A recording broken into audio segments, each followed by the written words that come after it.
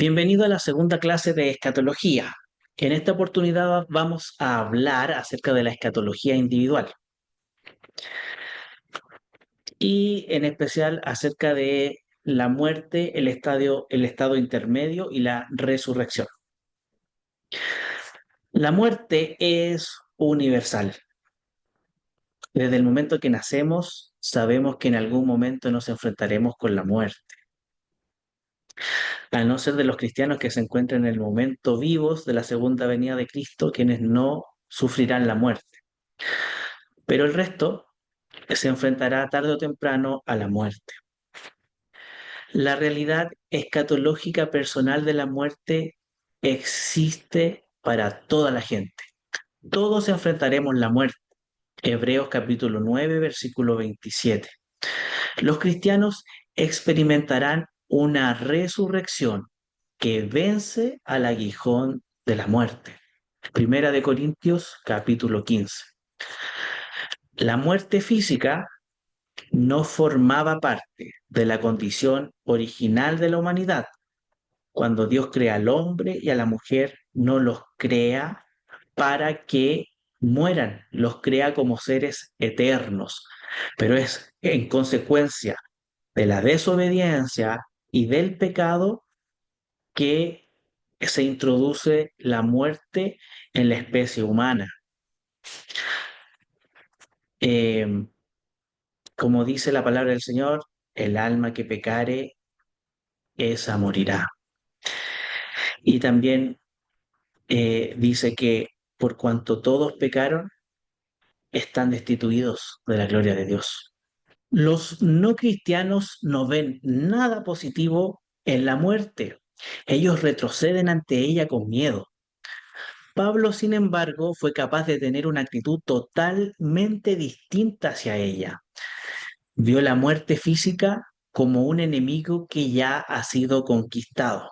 Véase Primera de Corintios, capítulo 15, de los versículos 54 hasta el versículo 57. De este mismo modo, el apóstol Pablo considera la muerte como algo que es deseable, porque lo llevaría a la presencia de su Señor. Revisemos Filipenses capítulo 1, del versículo 20 al 23.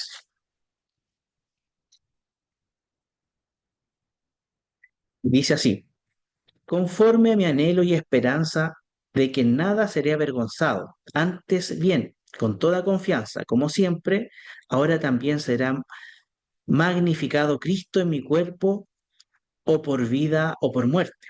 Porque para mí el vivir es Cristo y el morir es ganancia.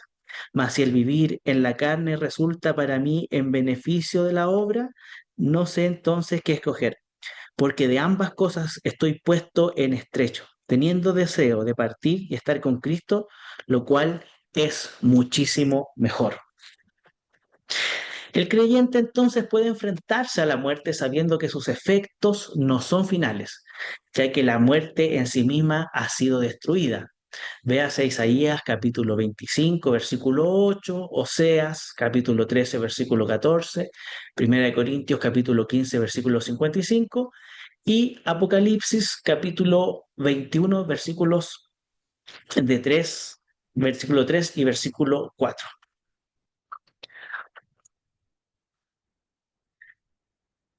Vamos a compartir un poco palabras de un sacerdote ortodoxo, de la Iglesia Ortodoxa, que se llama Alexander Schmemann, perdón. Él habla acerca del origen de la muerte y dice lo siguiente: ¿cómo y dónde surgió la muerte? ¿Por qué se ha vuelto más fuerte que la vida? ¿Por qué se ha vuelto poderosa hasta el punto de convertir al mundo en una especie de cementerio cósmico? El cristianismo responde a esta pregunta con idéntica fuerza, sencillez y convicción. He aquí el texto. Por el pecado entró la muerte en el mundo. Romanos capítulo 5, versículo 12. Para el cristianismo, la muerte se revela, ante todo, como parte de un orden moral, como parte de una catástrofe espiritual. En un sentido último e indescriptible, el hombre deseaba la muerte, o quizás debiéramos decir que no deseaba la vida que Dios le había entregado gratuitamente con amor y gozo. El ser humano fue advertido por Dios que el día que comiese de el fruto prohibido iba a morir y desechó todo lo que Dios le había dado, la bendición de estar en el Edén por ser desobediente y rechazar el amor y el gozo que Dios le había otorgado. Y lo cambiamos por esta vida, ¿cierto? Que estamos expuestos a un mundo que está caído, donde hay muerte, dolor, tristeza y problemas por doquier. A eso es a lo que se refiere Alexander Ishmael. Ahora bien, pasemos a revisar qué ocurre después de la muerte. En teología se llama a esto el estado intermedio. El estado intermedio hace referencia a la condición de los seres humanos entre la muerte y la resurrección. La pregunta a responder es, ¿cuál es la condición humana durante este periodo en que estamos, cierto, muertos? Entonces va a aparecer un gráfico aquí en la pantalla y va a marcar en un principio la vida del hombre, nace, vive, ¿cierto? Y después muere. Entonces ahí se abre un paréntesis, que es el estado de la muerte, que es el estado intermedio. ¿Por qué es un estado intermedio? Solamente la muerte es un paréntesis, porque posteriormente viene la resurrección y la vida eterna. Por lo tanto, la muerte solamente es un paréntesis entre esta vida y la vida eterna que vamos a tener desde la resurrección hacia la eternidad. Ahora, principalmente hay tres posturas acerca del estado intermedio. Vamos a revisarlas a continuación. Primero está el sueño del alma, la idea de que el alma durante el periodo de entre la muerte y la resurrección reposa en un estado de inconsciencia. La condición del hombre en la muerte es la inconsciencia. Esto es lo que creen los adventistas y los testigos de Jehová y se apoyan en versículos tales como Hechos capítulo 7, versículo 60, Primera de Tesalonicenses capítulo 4, versículos 13 al 15 y Juan capítulo 11, versículo 11. Considera al ser humano formado por cuerpo y alma, una única unidad inseparable, por lo cual, cuando el cuerpo deja de funcionar, el alma, la persona por completo, deja a la vez de existir. Ahora, esta postura presenta bastantes problemas, ya que las pruebas bíblicas de la existencia personal consciente existe entre la muerte y la resurrección. Por ejemplo, vemos en la parábola o la descripción de el rico y Lázaro en Lucas capítulo 16, versículos 19 al 31. Las palabras de Jesús al ladrón cuando estaba en la cruz. Le dice, hoy estarás conmigo en el paraíso. Lucas capítulo 23, versículo 43. Además, cuando Jesús muere en la cruz, Él encomienda su espíritu a Dios. Lucas capítulo 23, versículo 46. Lo mismo ocurre con Esteban en Hechos capítulo 7, versículo 59. Por lo tanto, se debiera entender que el sueño es un eufemismo para referirse al cese de la vida. Hay una segunda postura que es el purgatorio. Esta postura principalmente es una doctrina de la Iglesia Católica Romana. Ellos dicen que el alma es llevada por su propia voluntad al cielo o al infierno o al purgatorio, dependiendo de lo que se merezca. El purgatorio es un estado intermedio donde pueden limpiarse de sus pecados veniales y acceder al cielo, pero por un proceso incierto y un rito de limpieza que es variable. Se sustenta en dos cosas. Primero, en la tradición, según fue establecido en el Concilio de Florencia de 1439, y también en las escrituras por ejemplo, en un libro que no es canonizado, ¿cierto? Segunda de Macabeos, capítulo 12, versículo 43 al 46, no está canonizado en el canon protestante, sí en el canon católico, y en Primera de Corintios, capítulo 3, versículo 15. Inmediatamente después de la muerte hay un juicio que determina el destino del individuo, según Hebreos capítulo 9, versículo 27.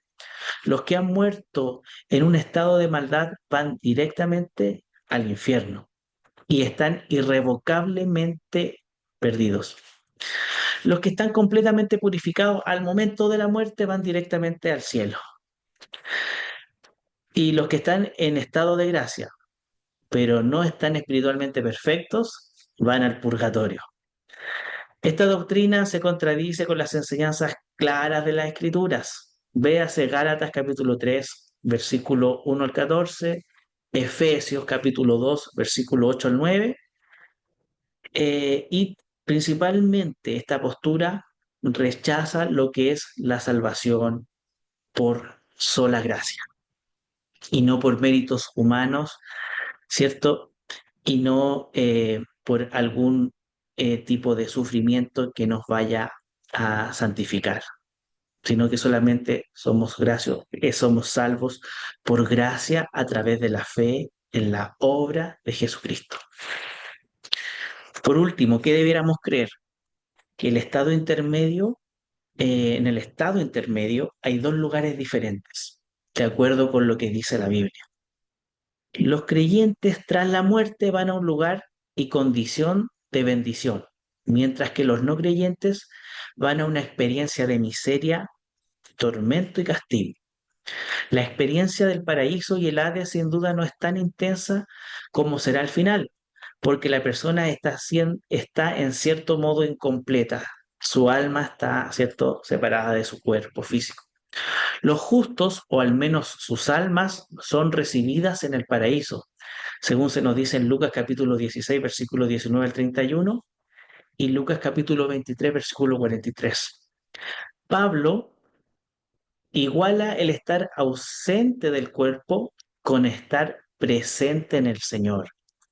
O sea, cuando el alma se va del cuerpo, ¿cierto? Está con el Señor, quienes hemos creído en el Señor Jesucristo. Esto según Segunda de Corintios, capítulo 5, versículo 1 al 10, y Filipenses, capítulo 1, versículos 10, del 19 al versículo 26. Conclusiones.